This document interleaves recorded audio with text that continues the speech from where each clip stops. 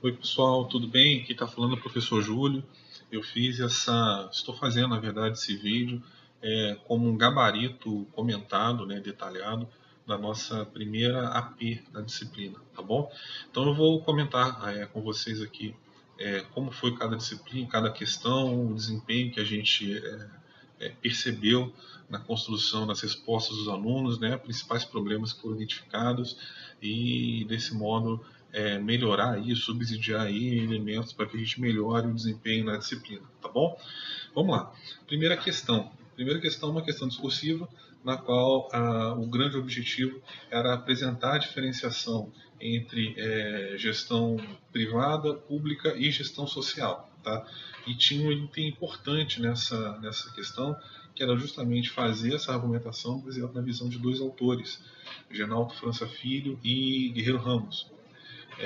Enfim, a grande maioria dos alunos conseguiu pontuar alguma coisa essa questão, que valia 2,5 pontos, e na verdade o principal problema que foi identificado aqui refere-se à utilização dos autores adequadamente. Alguns alunos utilizaram os argumentos, a grande minoria utilizou os argumentos e a maioria fez uma caracterização pura e simples sem conseguir fazer a ponte com aquilo que era solicitado na questão e foi penalizado em alguns pontos, alguns décimos.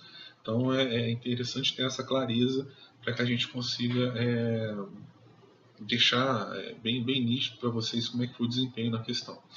Outro erro bastante comum que a gente identificou na primeira questão alunos que estavam conceituando gestão social como a gestão de ONG, pura e simplesmente.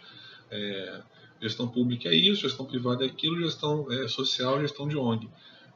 Outros falam que gestão social é a prática da responsabilidade social nas empresas.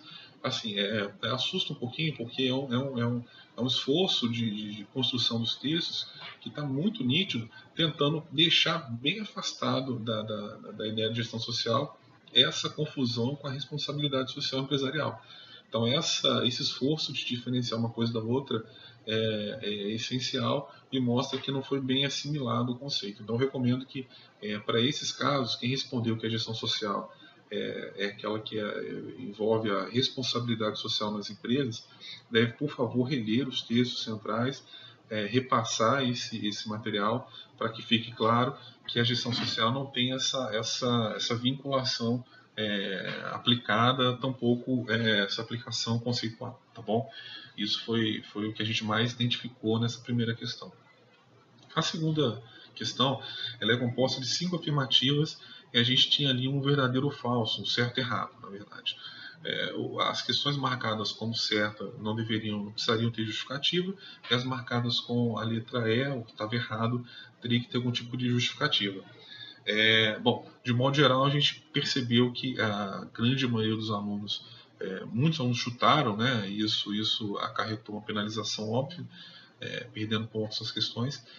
E eu vou comentar agora item a item para que vocês entendam o que estava correto, o que não estava correto em cada uma das questões.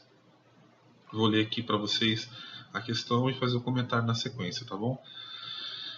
A letra A. A letra A fala o seguinte, o primeiro item aí. Cidadania deliberativa significa, em linhas gerais, que a legitimidade das decisões políticas deve ter origem em processos de discussão orientados pelos princípios de inculturação e participacionismo, da igualdade participativa e da autonomia, bem como do próprio bem comum.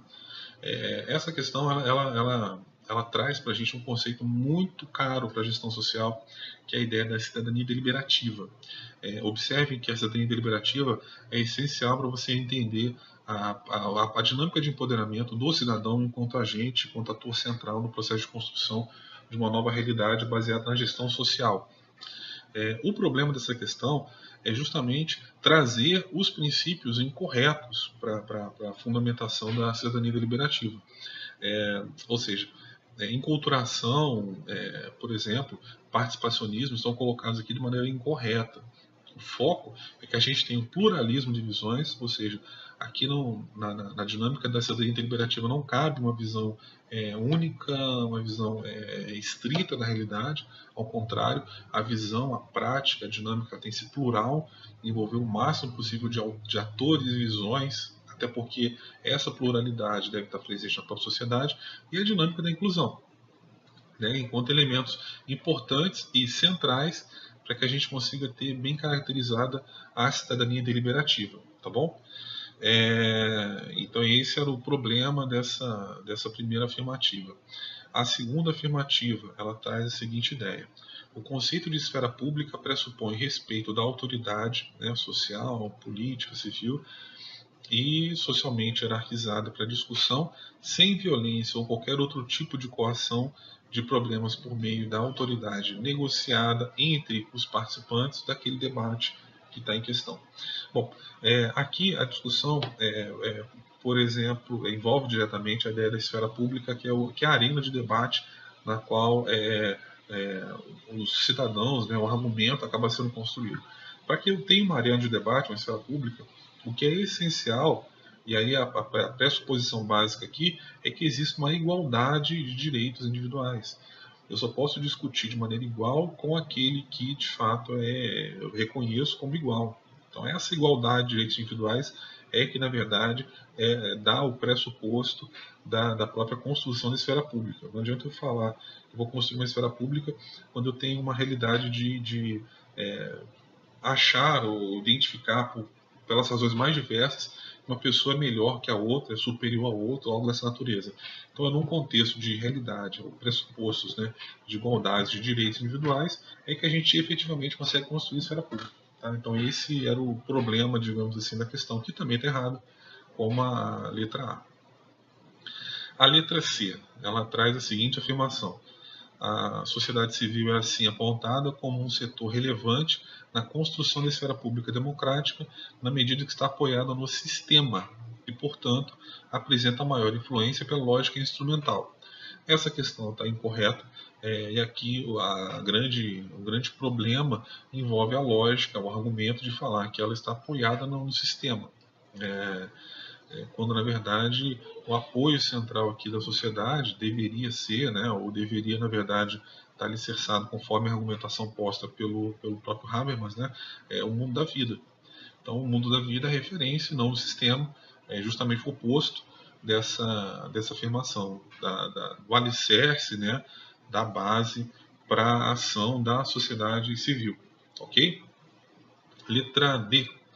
A gestão estratégica é um tipo de ação utilitarista fundada no cálculo da razão comunicacional, onde o mundo da vida se sobressai e é implementada através da interação de duas ou mais pessoas, na qual uma delas tem autoridade formal sobre as outras. Por extensão, esse tipo de ação gerencial, o sistema empresa, determina as condições de funcionamento e o próprio Estado se impõe sobre a sociedade. Né? Nessa argumentação, pessoal, a gente percebeu, identificou muito recorrentemente um conjunto de afirmativas dos alunos, dos estudantes, que não tinham nada a ver com a ideia da estratégia ou da gestão estratégica que é discutida, por exemplo, pelo Tenório. Quando ele vai diferenciar a gestão social de gestão estratégica. Então aqui apareceu gente falando de Kotler, gente falando de balança scorecard, metas, coisas que não tem nada a ver na discussão posta pelo Tenório, por exemplo. Né? Então, a discussão é bastante diferenciada. Então trouxeram conceitos de outros cenários que não se aplicam ao que está posto aqui.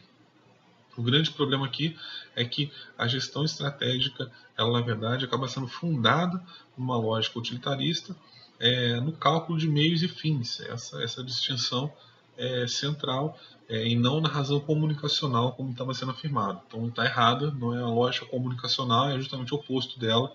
A lógica aqui é de meios e fins. E finalmente a letra E, que coloca para a gente a seguinte afirmativa: tendo Weber e Mannheim como precursores da Escola de Frankfurt, a crítica posta é justamente pela razão substantiva, por essa enfatizar os meios mais do que a coordenação entre meios e fins, o que significa dizer também que o valor dos fins é determinado pelo meio operacional, determinado pelo valor operacional dos meios, melhor dizendo. Essa última questão, ela é bem alguns que responderam, a maioria dos que responderam acertaram, e ela também está errada, porque o grande problema aqui é que a crítica da escola de Frankfurt não é sobre a razão substantiva, é justamente o oposto. Ela critica a razão instrumental, tá bom? Esse é o grande problema dessa questão. Então, a maioria dos que responderam acabaram identificando, e aqui tá bem nítido, né? Mas é importante que a gente faça um esforço para apurar melhor esses conceitos centrais, principalmente a diferenciação entre gestão social estratégica e, desse modo, fundamentar melhor os nossos conhecimentos. Tá bom? Peço que aqueles que tiveram uma dificuldade participem da videotutoria com a revisão de prova que vai ser feita pelo tutor Bruno nos próximos dias. Observem o calendário aí na plataforma, para que a gente tenha aí condição de sanar qualquer tipo de problema ou eventual dúvida que tenha aparecido. Tá bom, pessoal? Espero que eu tenha colaborado na discussão, na reflexão, e em caso de dúvidas, façam contato aí com a gente através da videotutoria, tá bom? Um abraço para todos e até a próxima. Tchau, tchau.